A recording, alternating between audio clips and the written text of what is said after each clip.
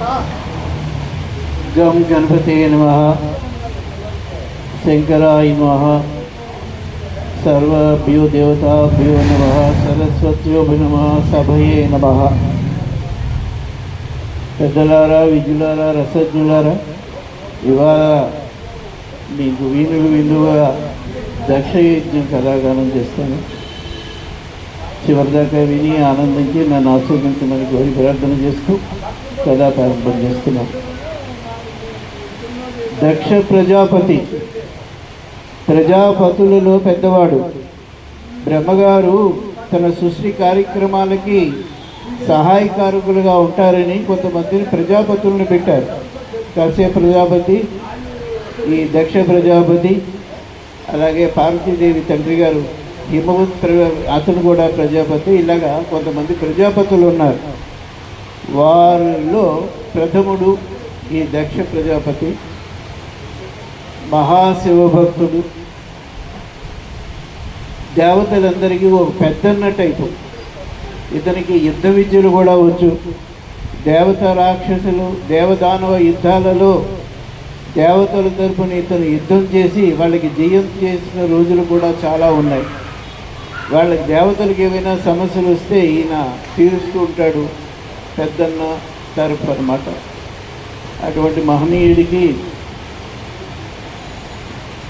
వారాహి అనే ఒక భార్య, చక్కగా ఉండేవారు. వాళ్ళిద్దరూ దాంపత్యం చక్కగా ఉండేది.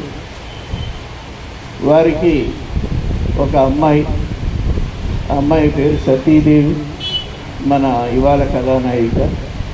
పార్వతీదేవి యొక్క ముందు జన్మ ఈమెది సతీదేవి.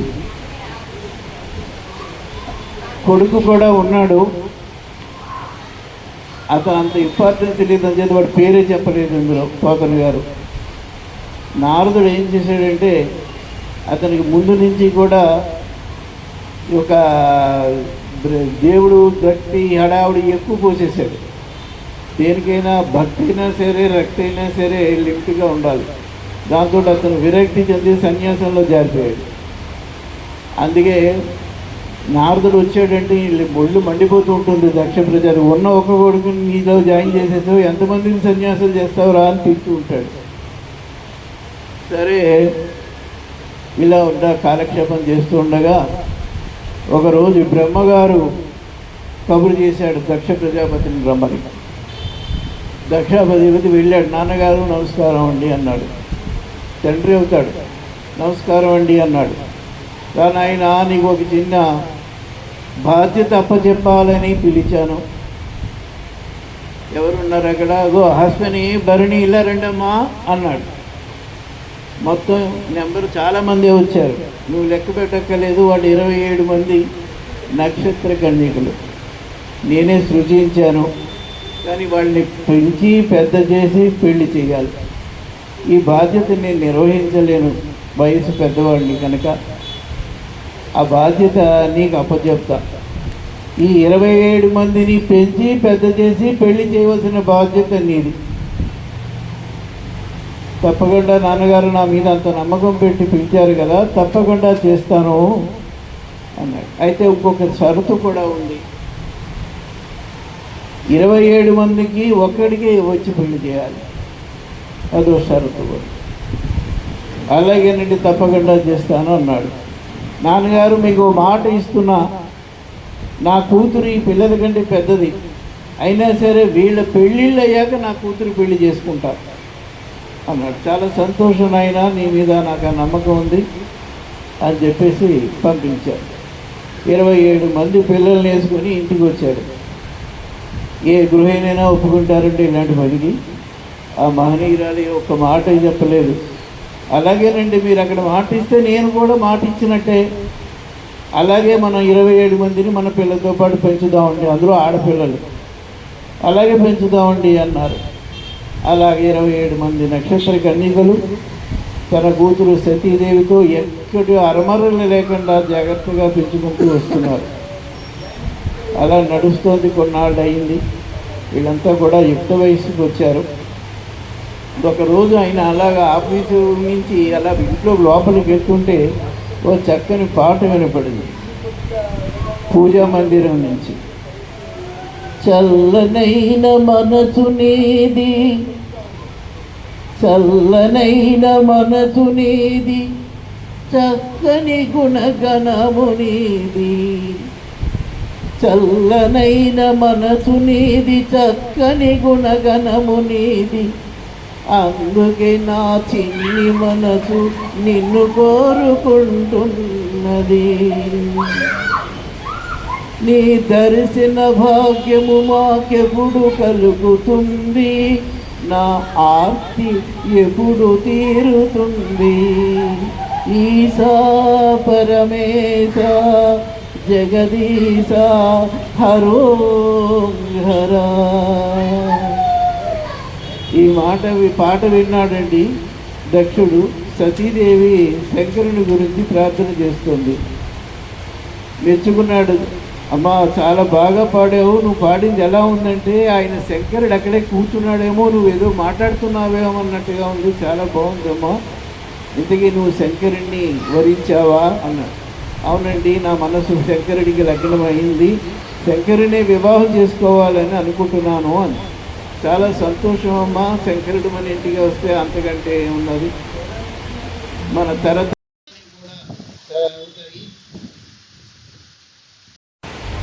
అంతే, చాలా సంతోషం. అయితే ఇప్పుడే నీ చెల్లెలు రోహిణి చంద్రుడిని వివరించిందట. ఇప్పుడే నాకు తెలిసింది. నేను ఒకసారి ఆ విషయాలు ఏమిటో కనుక్కుంటాను. చంద్రుడు కూడా నాకు పిల్లని ఇవ్వడానికి అభ్యంతరం లేదు. అతను కూడా కలుసుకుని అన్ని వివరాలు మాట్లాడి, ఒకవేళ అవన్నీ నిజమే కనుక అయితే మన ఇంట్లో పెళ్లి చేద్దాం.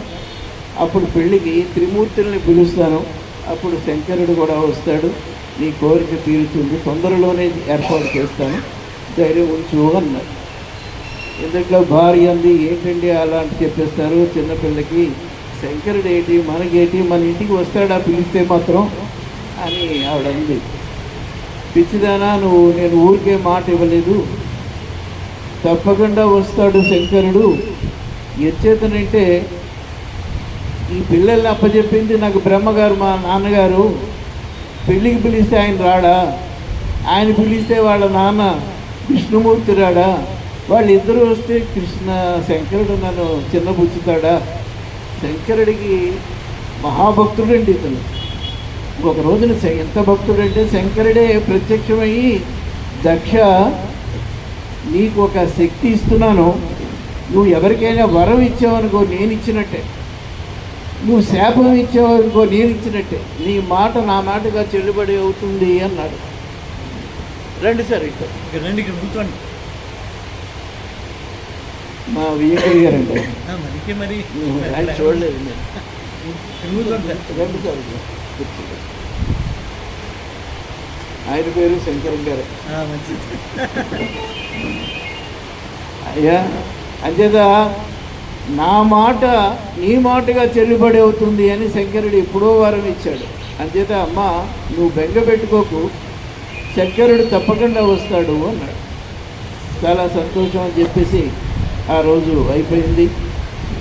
ఆయన కార్యాలయానికి వెళ్ళి ఒక మనిషిని కబురు పంపించారు, చంద్రుడిని ఒకసారి వెంటనే రమ్మని కలవమని.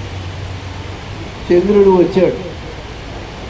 చంద్ర, నాకు మా అమ్మాయి చెప్పింది రోహిణి, మీరిద్దరూ ప్రేమించుకున్నారట కదా, ఒకరినొకరు ఇష్టపడుతున్నారట కదా, పెళ్లి చేసుకుంటారా, ఊరికే ఏదో అలాగా తిరిగేసి వదిలేస్తారా? నాకు మాట్లాడడం సరిగ్గా రాదు, స్ట్రైట్ ఇంకా ఇలాగ మాట్లాడడం రాదు, అంచేత నువ్వు నిజంగా వివాహం చేసుకుంటాను అంటే ముందుకెళ్ళి మాట్లాడదాం, లేదంటే ఎప్పుడు ఆవిడ జోలికి వెళ్ళకు అన్నారు. లేదండి, నాకు రోహిణి అంటే చాలా ఇష్టం, ఆమె కూడా నేనంటే చాలా ఇష్టం, అంచేత మేము వివాహం చేసుకోవడానికే నిర్ణయించుకున్నాం, మీతో పెద్దలతో ఎలా మాట్లాడాలో తెలియక నేను కొంచెం భయపడి ఆగాను, లేకపోతే ఎప్పుడో మీకు మనవి చేసుకునేవాడిని అన్న. చాలా సంతోషం చంద్ర, మహాలక్ష్మికి సోదరుడివి నీవు, మహావిష్ణువుకి బావుమరిదివి, చాలా అందగాడివి, షోడశ కళాప్రపూర్ణుడివి, నీకు నా పిల్లని ఇవ్వడానికి అభ్యంతరం ఏమీ లేదు, నేను చాలా సంతోషంగా ఇస్తాను. కానీ ఒక చిన్న షరతు ఉంది, అది కూడా మా నాన్నగారు బ్రహ్మగారు పెట్టింది. ఏంటో ఆ షరతు అంటే 27 మందిని చేసుకోవాలి నువ్వే. ఒక్క రోహిణి ఒకటి కావాలంటే కుదరదు. 27 మందిని చేసుకుంటే నేను ఇచ్చేస్తానని ఈయన అన్నాడు. ఎక్కడైనా సభలో రండి సార్, ఎక్కడైనా వ్యాపారంలో దాంట్లో ఒక వస్తువు కొంటే ఇంకో వస్తువు ఫ్రీ ఇస్తారు. ఒక అమ్మాయిని చేస్తే ఇంకొక 26 అమ్మాయిలు ఇస్తున్నారు, నాకు అభ్యంతరం లేదన్నాడు. అప్పుడు ఆయన కోపడ్డాడండి. ఏంటి చంద్ర మాట్లాడుతున్నావు, ఆడపిల్లని అంగటి వస్తువులతో పోలుస్తున్నావా అన్నాడు. అయ్యో ఏదో చమత్కారం చేయబోయానండి, క్షమించండి, నా ఉద్దేశం అది కాదు. ఏదో పెద్దలతో మాట్లాడడం కూడా నాకు భయం, అది ఏమనుకోకండి, మన్నించండి, నేను మామూలుగా సరదాగా ఏదో చేయబోయాను అనుకున్నాను. సరే అయితే 27 మందిని చేసుకుంటాం, అందరినీ సమానంగా చూసుకోవాలి శుభ. నాకు ఏం చేద్దంటే నేను కొంచెం అందరికీ తెలుసు, నాకు చాలా కోపిష్టివాడిని, అంచేత మళ్ళీ గొడవలు రాకూడదు, నువ్వు అన్నీ స్థిరపడి ఓ అని అంటే నేను మీ వాళ్ళతో కబురు చేస్తాను, మీ బావగారితో మీ అక్కగారితో మాట్లాడతాను అన్నాడు. తప్పకుండా మాట్లాడండి, నేను సిద్ధంగా ఉన్నానన్నాడు. వెంటనే ఇతనే వెళ్ళాడు విష్ణుమూర్తి దగ్గరికి. పక్కనే లక్ష్మీదేవి ఉంది, వాళ్ళిద్దరూ సరదాలు ఆడుకుంటున్నారు. ఆ మంచి టైంలోనే వచ్చావు దక్ష ప్రజాపతి రమ్మన్నారు ఆయన. నేను ఒక వివాహ విషయం మాట్లాడదామని వచ్చాను, మీ బావమరిది చంద్రుడు ఉన్నాడు కదా, నాకేమో బ్రహ్మగారు అప్పచెప్పారు 27 మంది కన్యకల్ని, వాళ్ళని ఇచ్చి పెళ్లి చేద్దామనేటువంటి ఉద్దేశంలో ఉన్నాను. మీరు ఒప్పుకుంటే మీరు ఆశీర్వదిస్తే మనం తొందరగా పెళ్లికి ఏర్పాటు చేద్దాం. ఏం వయసులో ఉన్నారు, అప్పుడే చాలా రోజుల నుంచి తిరుగుతున్నారు, ఎందుకైనా మంచిది, తొందరపడడం మంచిది అన్నాడు. మాకు అభ్యంతరం లేదన్నారు. అయితే ముహూర్తం పెట్టండి అన్నారు. అక్కడే బ్రహ్మగారిని పిలిచారు, ఆయన పరిగెత్తుకుంటూ వచ్చాడు. నీ కూతురు లేటు కదయ్యా, ముహూర్తం పెట్టన్నారు. పెట్టాడు, తొందరలోనే ముహూర్తం పెట్టాడు. ముహూర్తం టైంకి ఎంతో టైం లేదు ఎలాగా అన్నాడు. దక్షుడు అన్నాడు, నేను చూసుకుంటాను అన్నాడు. ఆయన పేరే దక్షుడు. దక్షుడు అంటే చేసేవాడు అనమాట, కార్యక్రమాలు చక్కగా చేసేవాడు. నేను చేసుకుంటానేం పర్వాలేదన్నాడు. చాలా తక్కువ టైంలోనే వివాహ ముహూర్తం పెట్టారు. త్రిమూర్తుల్ని పిలిచారు, శంకరుడు కూడా పిలిచారు. అందరూ వచ్చారు. అద్భుతంగా, అత్యద్భుతంగా, బ్రహ్మాండంగా జరిగిందండి పెళ్ళి. 27 మంది కన్యకలకి చంద్రుడికి వరుసగా లైన్గా నుంచి ఉండడం, తాళి కట్టేస్తూ ఉండడం అన్నీ బ్రహ్మాండంగా జరిగింది కదా. అయిన తర్వాత 27 మంది కన్యకలు తీసుకుని తన చంద్రుడు తన లోకానికి వెళ్ళిపోయాడు.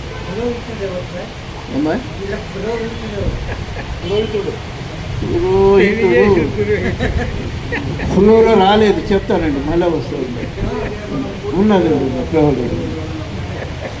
ఉన్నాడు. నాకు అంటే కొన్ని పేర్లు మనకి అవసరం ఉంటే తీసుకుంటాం, అంతకంటే లేదు. అంచేత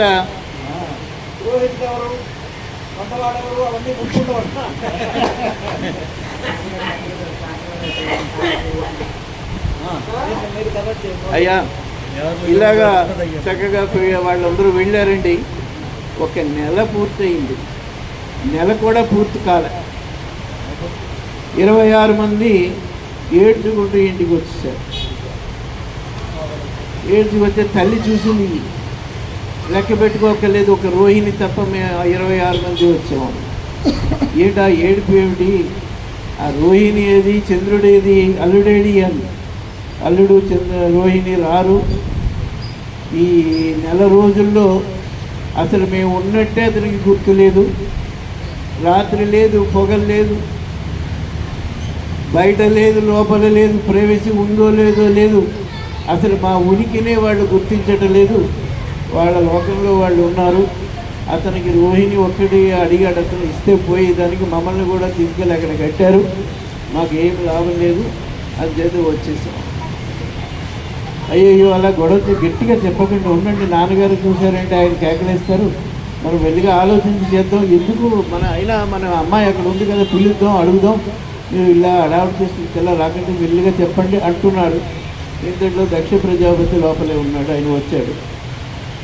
మీరేం చెప్పక్కర్లేదు, నేను అన్నీ విన్నా.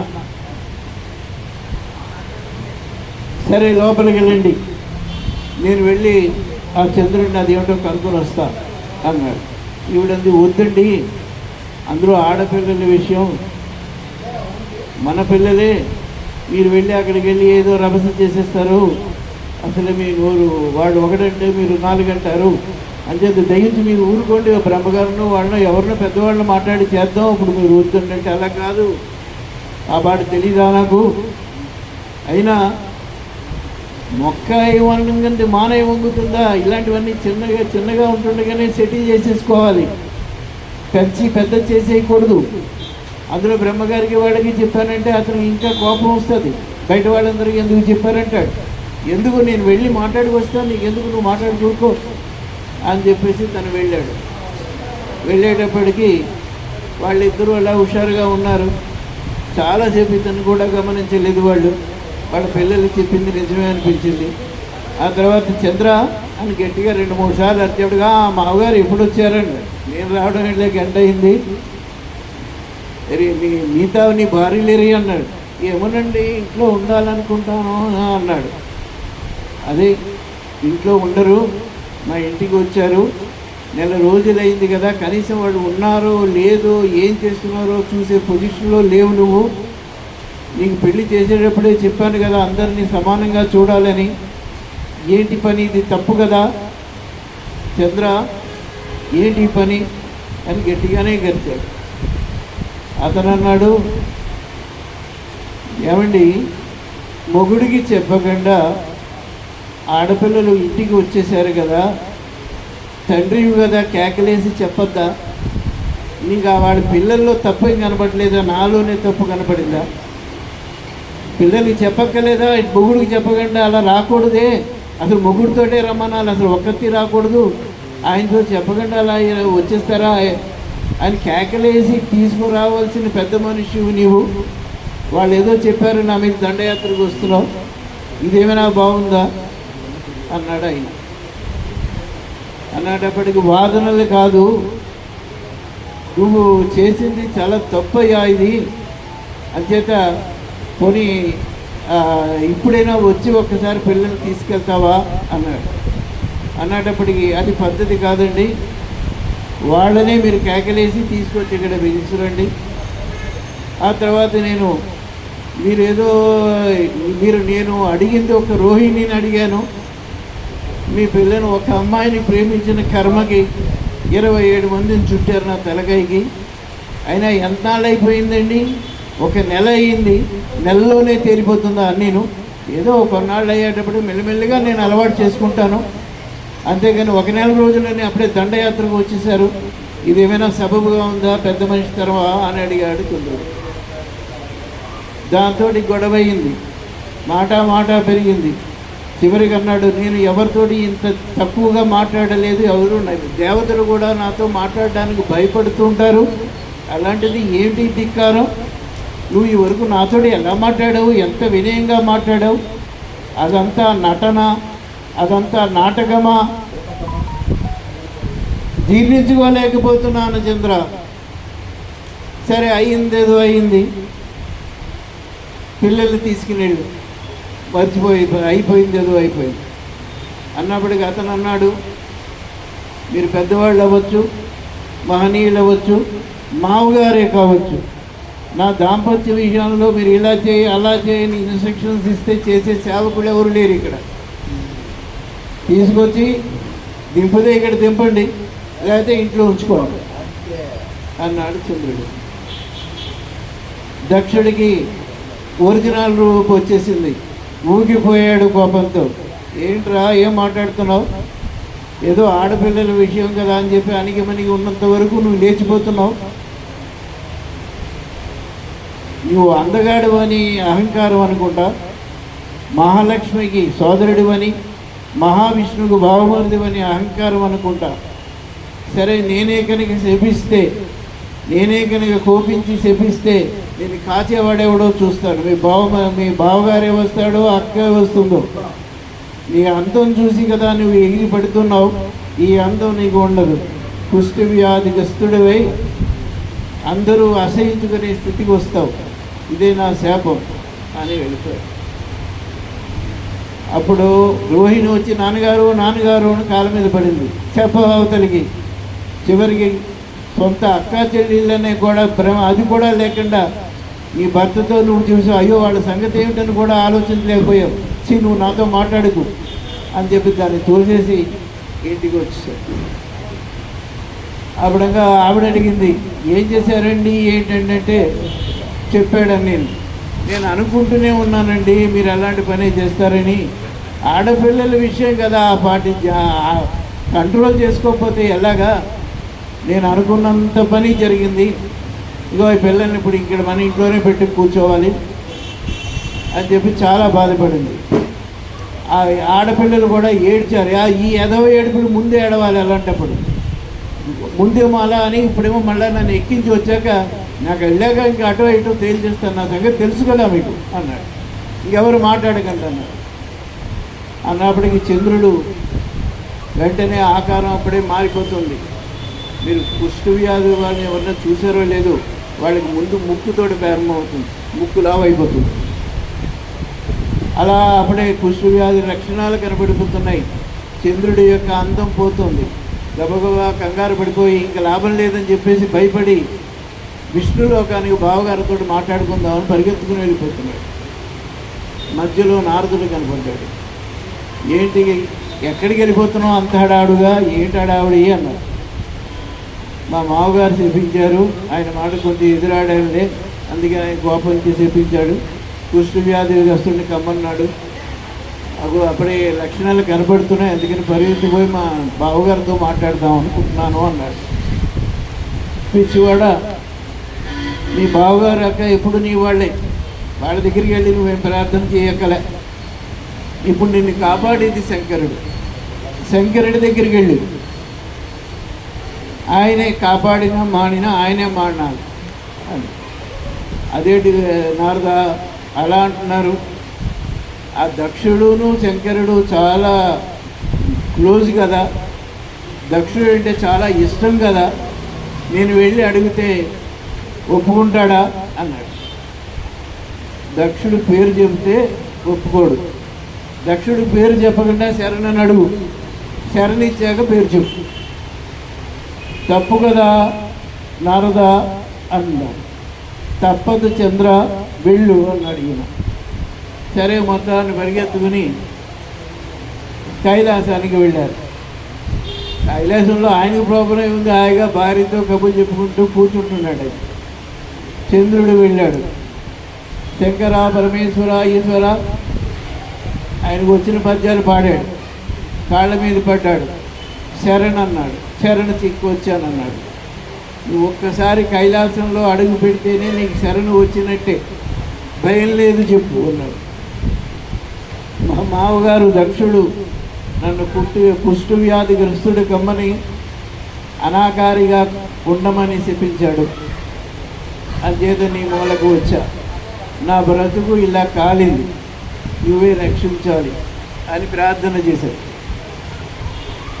శంకరుడు అన్నాడు, దక్షుడు మాట ముందు చెప్పాలి కదరా అన్నాడు. చెబితే నువ్వు ఇస్తావా అన్నాడు ఈయన. సరే జరిగిందేదో జరిగిందిలే, నీకు ఒక సులువు మాత్రం చెప్తాను. ఇంచేతంటే వాడు శాపం ఇచ్చాడంటే అది అప్రదేశం, అది తిరుగు ఉంటుంది వాడు ఇచ్చిన శాపానికి. అయితే నువ్వు కైలాసంలో ఉన్నంత వరకు నీకు ఏ శాపాలు తాపాలు ఏమీ ఉండవు. నువ్వు కైలాసంలో ఉండొచ్చు, నువ్వు ఉన్నంత వరకు ఇక్కడ ఏం పర్వాలేదు. నువ్వు బయటికి వెళ్తే వాడి శాపాన్ని నేనేం చేసేది లేదు. చాలా సంతోషం అండి, మీ దగ్గరే ఉంటాను, ఫ్యామిలీ తెచ్చేసుకోమంటారా అన్నాడు. కాసేపు ఉండు, మళ్ళీ అప్పుడు వెనకాల అతను వస్తాడు, వాడేమంటాడు ఏమిటి ఇవన్నీ చూడాలి కదా, అప్పుడే కంగారు పడి ఉండు, అందాక ఉండు నువ్వు, పర్వాలేదు అన్నాడు.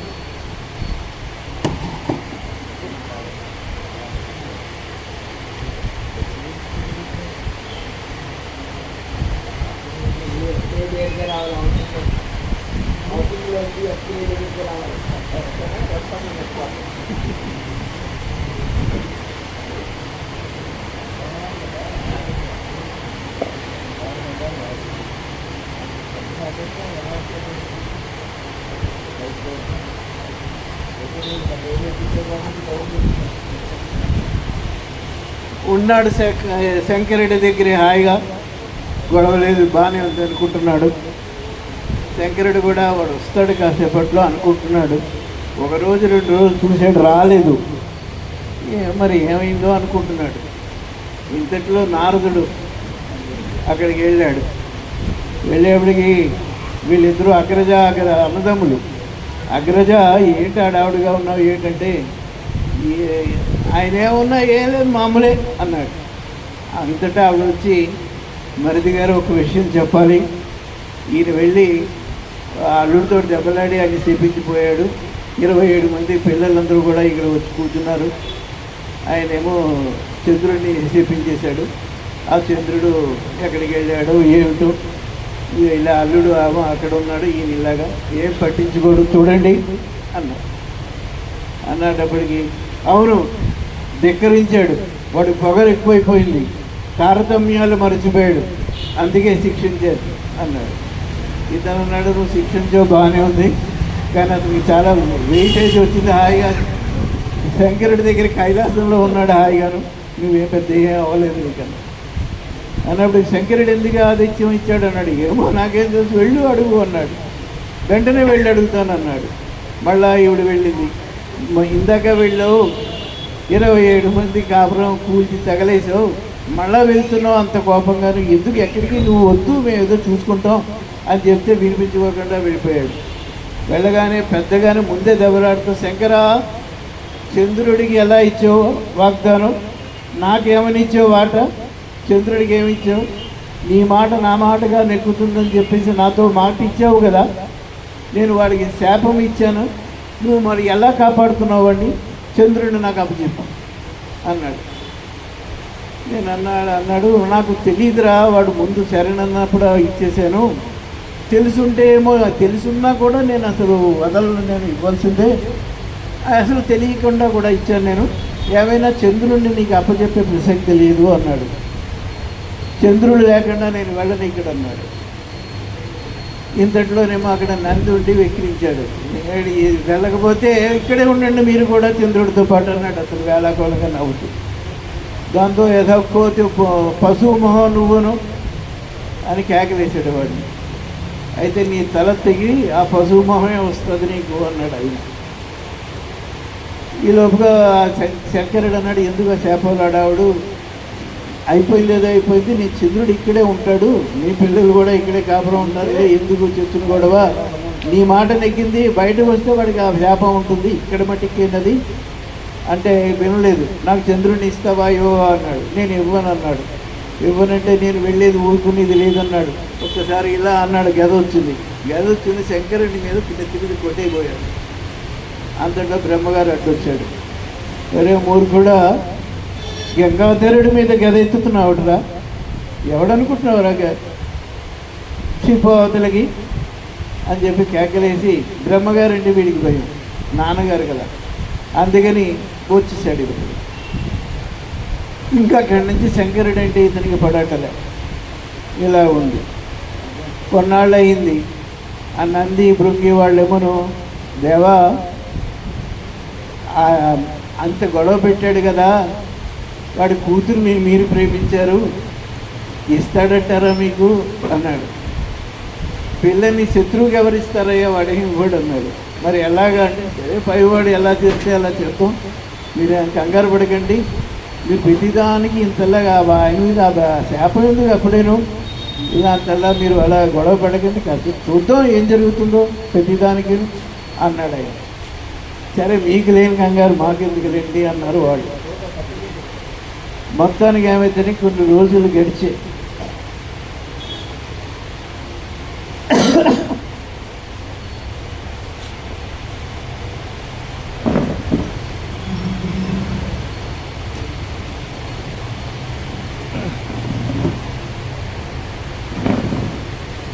యూట్యూబ్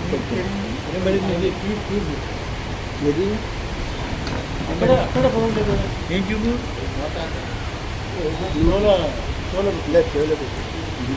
ఇపోయిందా మామూలుగా చెవులో పెట్టుకోండి, జాగ్రత్త పడ్డారు, జాగ్రత్త పడ్డారు, జాగ్రత్త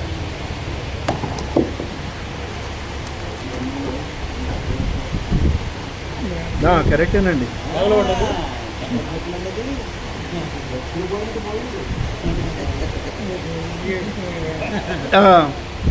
అలా కొన్ని రోజులు గడిచేయండి. బ్రహ్మగారు వాళ్ళు ఏం చేశారంటే, వీడేమో ఇలా అంటున్నాడు, వీడేమో వాడికి ఇచ్చేసే అవకాశం లేదు అని చెప్పి బ్రహ్మగారు విష్ణుమూర్తి కలిసి ఒక్కసారి దక్షుడి దగ్గరికి వచ్చారు. వచ్చి, దక్ష ప్రజాపతి, నీ కూతురు శంకరుడు ప్రేమించుకున్నారు, నువ్వు కూడా ఎంకరేజ్ చేసావు, మొదట్లో తప్పకుండా పెళ్లి చేస్తానని చెప్పావు. అలాగే నీ కళ్ళ ముందే 4 రోజులు పెళ్ళి, చంద్రుడు పెళ్లి చేసినప్పుడు వాళ్ళిద్దరూ కలిసి తిరిగేవారు, అన్నీ చూసావు, అంతేది వాళ్ళిద్దరికి పెళ్లి చేయడం సబబు అన్నారు. ఈ వరకు అనుకున్న మాట నిజమే, నేను ఇప్పుడు చేయను అన్నాడు. అలా కాదు, ఒక్కసారి మాట ఇచ్చాం, పైగా తాంబూలాలు కూడా పుచ్చుకున్నారండి. అప్పుడు వాళ్ళు తాంబూలాలు కూడా పుచ్చుకున్నాం, తప్పకుండా చెయ్యాలి మీరు అన్నాడు అతను. నేను చెయ్యను అన్నాడు ఇతను. మళ్ళా అన్నప్పటికీ, తప్పు చేస్తున్నావు, మాట ఇచ్చి తప్పుతున్నావు, శంకరుడితో విషయం ఇది అన్నారు. నేనేం తప్పు చేయట్లేదు, చేసిన తప్పు దిద్దుకుంటున్నా. అప్పుడు నేను తప్పు, అతను ఆ పిల్లకి, వాడికి పిల్లనిచ్చేదేటి, ఇంకా ఏకవచనంతో ఉందండి శంకరుడు, వాడికి పిల్లనిచ్చేదేటి, పెళ్ళి అంటే ఎన్ని చూసుకోవాలి, జాతకాలు నొప్పాలి, 7 తరాలు చూడమంటారు. తరాల మాట దేవుడు, వాడి తల్లిదండ్రులు ఎవరో తెలియదు. పుట్టు వెరుగంగా పోదు ఎవ్వరికి, పోనీ అందగాడు పోని పిల్ల ఒప్పుకుంది అనుకుంటే వాడు ఏమందో, నా మొహం అందం, నుదురు మీద ఒక కన్ను, ఇటో కన్ను, అటో కన్ను, ఆ 3వ కన్ను చూసి చేపట్టదు ఎంత వెర్రిదైనా. అంచేత అయితే అతను ధనవంతుడు కదా, అందుకు ఇచ్చాను అనుకోవచ్చు. నిజమే, డబ్బు ఉంటే ఇవ్వచ్చు. డబ్బు ఉన్నవాడికి ఏమీ లేకపోయినా పర్వాలే, అన్నీ ఉన్నా లేనట్టే. డబ్బు కనుక లేకపోతే అన్నీ ఉన్నా లేనట్టే. కులము గలవారు, గోత్రము గలవారు, విద్య గలదని విర్రవీగువారు, పసిడి గలవానికి బానిస కొడుకుడు. ఎంత చదువుకున్నా, ఎంత పెద్ద ఉద్యోగాలు ఉన్నా, ఎంత కులం గోత్రం ఎంత గొప్పదైనా, డబ్బున్న వాడికి దాసి కొడుకులతో సమానవుట. అయితే ఉద్యోగం చూసి ఇచ్చానంటావేమో, వాడు ఉద్యోగం ఏంటండి?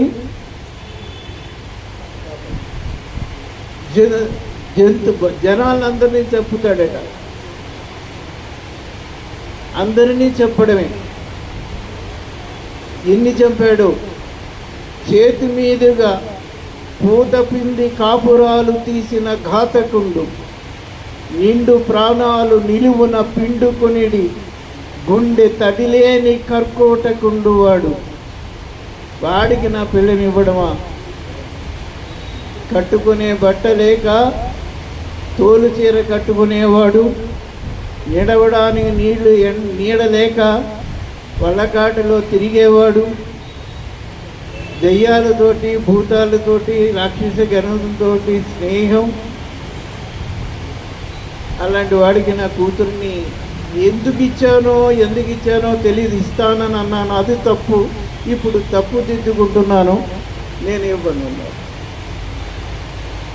నువ్వు కూతుర్ని ఇస్తే ఇచ్చావు, లేకపోతే లేదు, కానీ ఎప్పుడు శివనింద అంతలా చేయకు, శివనింద చాలా ప్రమాదం. సరే, నీ కర్మ ఎలా కాలితే ఎలా ఉంది చూద్దాంలే అని చెప్పి వాళ్ళు వెళ్ళిపోయారు.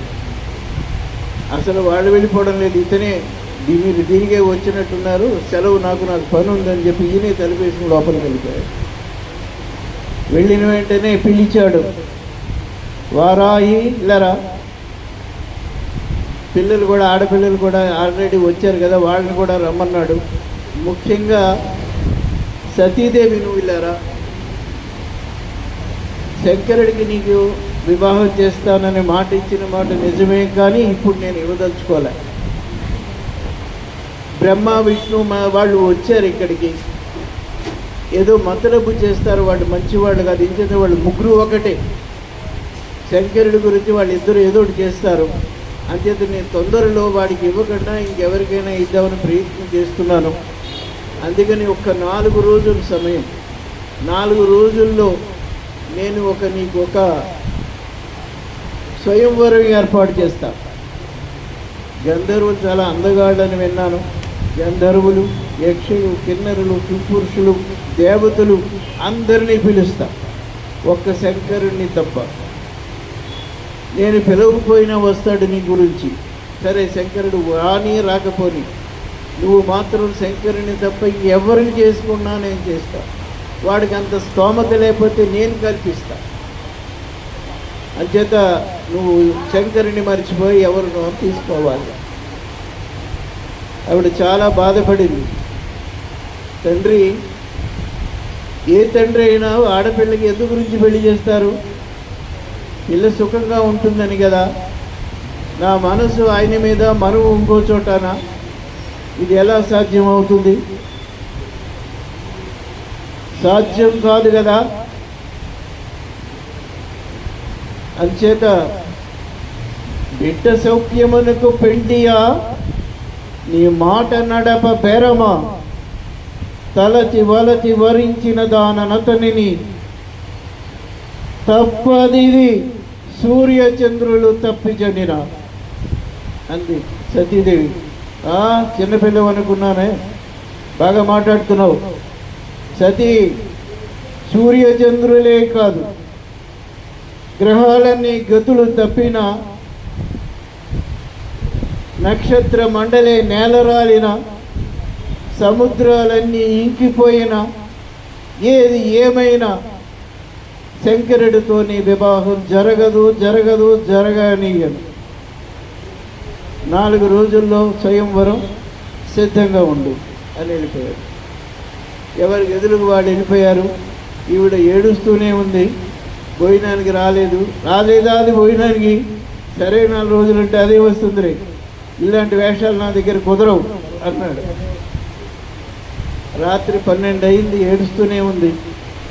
తల్లి వచ్చింది కూతురు దగ్గరికి. అమ్మా, ఒక్క నిమిషం నాకు చూడు. మీ నాన్నగారు పడుకున్నాక, నిద్రపోయాక తెలియకుండా వచ్చాను రహస్యంగా. నాన్నగారి సంగతి నువ్వు చిన్నప్పుడు గారం చేయడమే ఎరుగుదు, రెండో పార్శ్వం నీకు తెలీదు. చాలా శివుడితోటే దెబ్బలాడి యుద్ధానికి ఎత్తున్నాడు అతను. అంచేత ఇంకెవరి మాట విండు. అంచేత నాన్నగారిని ఒప్పించడం కానీ నా వలన కాదు. అంచేత నీకు మధ్య మార్గంగా ఒక్క మాట చెప్తాను. ఈ జన్మకి శంకరుడిని అంటే ఇష్టపడే వాళ్ళు ఎవరినైనా పెళ్లి చేసుకో. శంకర భక్తుల్ని పెళ్లి చేసుకో. నువ్వు మీ ఆయన కలిసి శంకరుని పూజించుకోండి. ఈ జన్మకి అంతే చాలని అనుకో. అమ్మా, ఇంతకంటే సాగితే ప్రమాదం అమ్మా. కన్న పిల్లవి, చిన్న పిల్లవి, కన్న పిల్లవి, ఇవి చేతులు కాదనుకోమ్మా. నాకు పతిభిక్ష పెట్టమ్మా అన్ని ఏడుస్తూ చాలా బాధపడింది. అమ్మ, ఆయన అరిచి కేకలేసిన అన్ని మాటల కంటే ఈ ఏడుస్తూ అనే మాట నన్ను గుండె తిరిగి కోసేస్తుందమ్మా. సరేలే, నీ భర్తకి ప్రమాదం రానివ్వండి, నువ్వు వెళ్ళు అందా. వెళ్ళిపోయారు. ఆ రాత్రంతా ఆలోచించి చేసింది. నిజమే, అమ్మ చెప్పింది నిజమే. నాన్న మూర్ఖత్వంతో మరీ లాగితే, శంకరుడే కనుక కోపిస్తూ వస్తే ఇతని బ్రతుకేమవుతుంది, అమ్మ మాంగళ్యం ఏమవుతుంది, అన్నీ నిజమే. అంచేత ఇంకా ఈ జన్మకి శంకరుడితో వివాహం జరిగే అవకాశం లేదు. శంకరుడితో వివాహం జరగబోతే ఈ బ్రతుకు దండగా అనుకుని ఆ రాత్రి ఆలోచన చేసి, ఇంకా వెలుగు రాలేదు. తెల్లవారుజామున వెంటనే ఒక్కసారి ఇలా బయటకు వచ్చింది. అందులో కైలాస కొండ చివరికంటా వచ్చేసింది. కింద చూస్తే కొన్ని 100 అడుగులు లోతుంది. అందులోంచి దూకితే ఇంకా చచ్చిపోతే ఇంకా మళ్ళా బ్రతికే అవకాశం లేదు. అంచేత అలా అనుకుని ఒక్కసారి కడసారి నమస్కారం చేస్తుంది. నా వేదన నీకు వినపడలేదా వెండి కొండవాసా?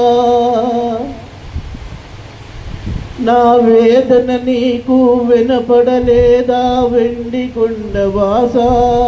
నీవు లేని ఈ బ్రతుకు నాకు ఎందులకయ్యా ఈశా పరమేశా? ఊగ తెలిసిన నాటి నుండి నీవే నా ఊపిరి అనుకుంటే, ఊగ తెలిసిన నాటి నుండి నీవే నా ఊపిరి అనుకుంటే, నీ చల్లని నీడల నాదు బ్రతుకు చక్కగా సాగిపోవుననుకుంటే, నీ పాదధూళి నీ పాద సేవకు దూరమైనతో ఈ బ్రతుకెందుకయ్యా? చక్ర ఇదే ఈ జీవితం ముగించేస్తున్నాను. మరి జన్మ ఉంటే మరు జన్మ నాకు ఉంటే మగువుగానే పుడతాను, నీ మనసు దోచుకుంటాను, నిన్నే మనవి చేసుకుంటాను, ఇదే నా కడసారి వందనం అంటూ ఒక్కసారి చూపిస్తుంది. అయ్యా, మనం అనుకుంటాం కానీ పుట్టుక మన చేతిలో లేదు, చావు కూడా మన చేతిలో లేదు. చాలామంది చచ్చిపోదాం అనుకుంటారు కానీ ఎవరికంటే శంకరుడి యొక్క అనుజ్ఞ కావాలి. శంకరుడు సినిమాలో చూపిస్తున్నట్టుగా ఇలాగ రెండు చేతులు ఇలా పడితే అమ్మ అయ్యమ్మను అలాగా చిన్నపిల్లలు ఇలా చేతిలో పట్టున్నట్టుగా పట్టుకున్నాడు కింద శంకరుడు. తీసుకొని మెల్లిగా కైలాసానికి తీసుకెళ్ళిపోయాడు. కైలాసంలో ఆమె కొంచెం నీళ్లు చల్లి చేస్తే చూసి ఎదురుకుండా తన శంకరుడు కనపడుతుంటే ఆనంద బాష్పాలతో భక్తి శ్రద్ధలతో ప్రార్థన చేస్తూ, ఏంటి స్వామి అంటే, ఇలా నువ్వు దూకేశావు, ఎందుకు నువ్వు నాదానేవి, నిన్ను నేను అలా వదలనిస్తానా, నువ్వు నాతో ఉంది కానీ ఇక్కడ ఉండు, తర్వాత ఏం జరుగుతుందో చూద్దాం.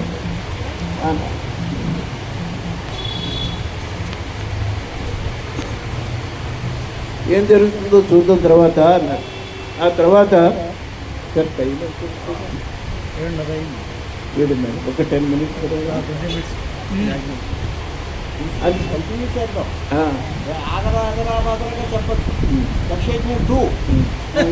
వద్దు అంటే ఇది అయిపోతుందండి. ఓకే, ఇది చేసేస్తాను. ఒక 10 minutes అయితే చాలు.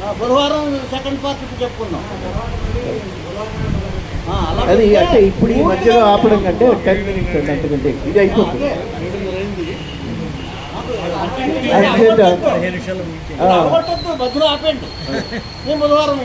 అదే 15 నిమిషాలు టైం ఇచ్చారు కదా చాలా. అంచేత శంకరుడి దగ్గర ఆవిడ ఉన్నారు, బాగానే ఉన్నారు. ఓకే, ఈ విధంగా శంకరుడు తీసుకొచ్చాడు. ఆ తర్వాత పొద్దున్నే గుప్పమన్నది.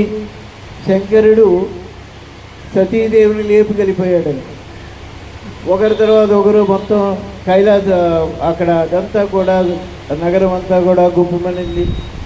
దక్షుడికి తెలిసింది. ఆగ్రహోగ దగ్గరుడైపోయాడు. సేనానాయకుని పిలిచారు.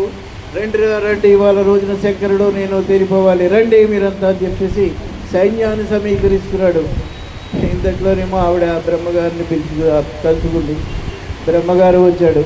వచ్చి ఏంట్రా ఎవరి మీద వెళ్తావు? ఆమె శివతృప్తు శివద్రవ్యం ఇంట్లో ఉంచుకోకూడదు, ఎప్పటికైనా శివుడి దగ్గరికే వెళ్ళాలి, కానీ ఇది పద్ధతి కాదు, నేను తీసుకుని వస్తాను, ఎలాగోలాగ పెళ్లి చేసి పంపించాయి, ఆ తర్వాత నువ్వు వాళ్ళకి పట్టించుకోకు, ఆ అమ్మాయి మీ ఇంటికి రాదు, నువ్వు వాళ్ళ ఇంటికి వెళ్ళకు, అంతేగాని ఇలా పద్ధతి కాదు, నేను శంకరుడిని అడిగి ఆ పిల్లని తీసుకొస్తాను, పెళ్లి చేసేద్దు కానీ అన్నాడు. అని చెప్పి బ్రహ్మగారు వెళ్ళి శంకరుడికి తొందరగా పెళ్లి కొడుకుగా నేను ఏర్పాటు చేస్తున్నాను అని చెప్పేసి ఆ పిల్లని తీసుకొచ్చేసాడు. తీసుకొచ్చి ముహూర్తం పెట్టారు. తొందరగానే పెళ్లి ముహూర్తం పెట్టేశారు. ఏర్పాటు చేస్తున్నారు. ఇతనికి ఇష్టం లేదు, ఏ పని సహకరించట్లేదు. ఆడావిడ అన్నయ్య ఈ శుభలేఖలు ఎలా పంపించాలి, అన్నయ్య ఈ క్యాటరింగ్ వారితో ఎలా మాట్లాడాలి అని పాపం ఆడావిడే వాళ్ళని వీళ్ళని పట్టుకుని ఏదో కొంత ఏర్పాట్లు చేసుకుంటుంది. అని మొత్తానికి ముహూర్తం వచ్చింది. శంకరుడు వచ్చాడు. ఈయన మొత్తం హైలీ ఇన్కోఆపరేటివ్, ఏమి చేయడు, కూర్చోమంటే కూర్చోడు, లేచి వెళ్ళిపోతూ ఉంటాడు, ముహూర్తం కాళ్ళు కడగమంటే కడగడు, ఏమి చేయమంటే చేయడు.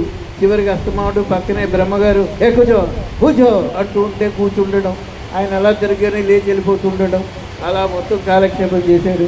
పెళ్ళి అయిపోయింది. చివరికి అగ్నిహోత్రం చుట్టూ సప్తపది 7 అడుగులు నడవాలి కుంకుమ పట్టుకుని అలా నడిపించబోతుంటే, ఇక్కడ వద్దు, మీరు శ్మశానంలోకి వెళ్ళండి, అక్కడ ఏదో శవం కాలుతూ ఉంటుంది, దాని చుట్టూ తిరగండి, చాలా ఇప్పటికే చాలా ఎక్కువైంది, వెళ్ళండి అన్నాడు అని చెప్పి పంపించేశాడు. ఇన్ని జరిగినా కూడా శంకరుడు మొహం మీద చిరునవ్వు తగ్గలేదు. అందుకే సదాశివుడు అంటే అది. ఆయనకు కోపం వస్తే లోకాలు నిలుస్తాయా? కోపం తెప్పించుకుంటాడు అప్పుడప్పుడు కావచ్చు, అంతేగాని ఆయన కోపమే ఉండదు. భార్యను తీసుకుని వెళ్ళిపోయాడు. అందులోనేమో చాలా ఏళ్ల తర్వాత భార్య, చాలా సంతోషంగా ఉంటున్నారు వాళ్ళు, చాలా రోజులైంది. కానీ ఈవిడ మాత్రం అప్పుడప్పుడు మా నాన్నకి కొంచెం బుద్ధి వస్తే బాగుండను, మీరు తలుచుకుంటే అంత పెద్ద సమస్య కాదు, మీరు ఎందుకు అలా వదిలేశారు, మీరు అంత ఘటనాఘటన సముద్రులు కదా, ఒక్క నిమిషం మీరు మా నాన్నగారికి ఓ మంచి మాట చెప్పి దారిలో తెచ్చుకోవచ్చు కదా అంటూ ఈవిడ అంటూ ఉంటుంది. మా చెల్లెళ్ళు ఏం చేస్తున్నారు, ఆ చంద్రుడు అక్కడ, మా చెల్లెళ్ళు అక్కడ, ఏమిటో ఇల్లు, ఒకసారి వెళ్తే బాగుంటును అనేది. ఈయనేమో మాట్లాడకుండా అటు తిరిగేవాడు. ఇలా కొన్నాళ్ళు నడుస్తోంది. ఒక రోజున ఈ దక్షుడు మాత్రం శంకరుడి మీద కోపం బాగా పెంచేసుకున్నాడు. శంకర ద్వేషులందరినీ ఒక అసోసియేషన్ ఫామ్ చేశాడు. ఇంకా అక్కడి నుంచి అతని మీద ఎవరికి తెలిసింది అతని గురించి తిట్టాలి, ఎవరు ఎక్కువ తిడితే వాడు నేను మెచ్చుకుంటానంటూ అలా మొదలెట్టాడు మన జగన్ గారు. అయ్యా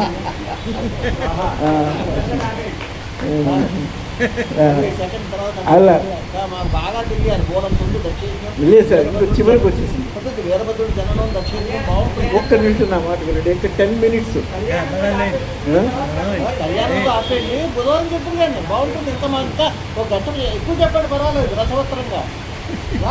సార్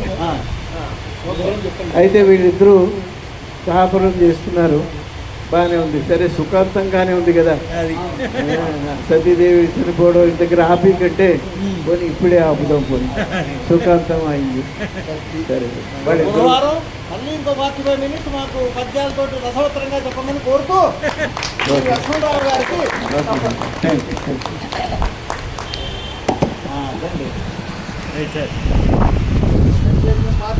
బాగా చెప్పారు సార్, బాగుంది, సూపర్ సూపర్. మళ్ళీ బాగున్నాడు యథావిధిగా మన మురళీకృష్ణ గారు